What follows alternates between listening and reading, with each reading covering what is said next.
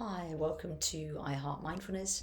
I'm Tanya, and today I thought I'd talk a little bit about the breath, why we use the breath in meditation. It's quite often something that people ask me, and it's very important actually for us to have this to focus on. And when I started to think about this, there are lots of reasons why we use the breath in meditation, so I just want to sort of run through those really. So the first thing really is that the breath isn't trying to get anywhere. It mostly just does what it does. When we try to control it or speed it up, force it, that tends to get in the way. And we can learn a lot from the way the breath just goes about its work. It's one aspect of the body that's automatic, and we do have some control over it. So it's very interesting from that point of view to work with it. There's a steadfastness to the breath. So much of the time we're working in meditation with our minds wandering off, and we can ruminate, and we're pushing away unpleasant experiences, chasing after things we like, and we don't often practice sitting still. So we're sort of getting blown around really by the sort of winds, if you like, of the mind, the ups and downs of life. And when we're meditating, we're paying attention really on this precisely and gently coming back to the breath again and again. And we're cultivating a sort of resilience here that allows us to be really present. So when the difficulties arise and distractions come, but we might not get so lost in them. So it's another useful thing really, coming back to the breath. This steadfastness of the breath. Here is breathing. The breath happens in the body. So this is another important aspect of the breath. For those of us that are used to experiencing everything from our heads, there's this invitation really to lower the center of gravity, noticing the breath, particularly in the belly. And I like to do this in a meditation, noticing that small movement of the belly going up and down, in and out with the breath. We can let go of thinking for a time and come down into the belly so we feel the texture of the breath, this small movement in the body, the physical sensations that are accompanying the breath. And this really helps to synchronize the body with the mind, bringing us into this present moment, sensing what's actually here. When we feel the breath, we feel this essence of being alive as well. And that feels good, even if we're having a very difficult time. So we can drop into that in a meditation, and it's really useful.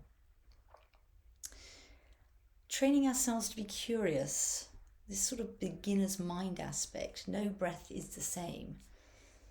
So this moment that we're interested in the process of breathing, getting sort of curious about this. We tend to overlook things in life that seem very routine or uneventful. These sort of boring aspects, if you like, that we overlook and dismiss perhaps too hastily. So I like that sort of sense that bringing in some curiosity, each breath being new. The other aspect that I was thinking about is this invitation to go into rest mode. So a sort of self-soothing. When we early human beings being attacked by predators, the breath would quicken and the muscles would tense up, and we would prepare to fight or flee. And if we survived the attack, there would follow a period of rest. The breath would slow down, the body would come into balance. And these reactions occur in us today.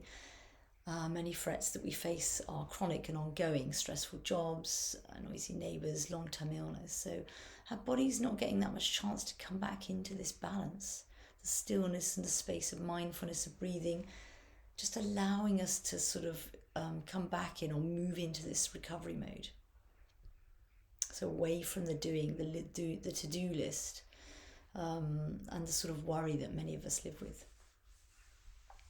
And this can really help with sort of overheating or burning out the system. So we see animals do this as well, actually, when they're hunting, and then there's a burst of activity, and then they're resting. So very important. The other aspect of the breath is just working with what's there as it is. So this sense of acceptance, we're not trying to add anything to it. We're not trying to change the breath.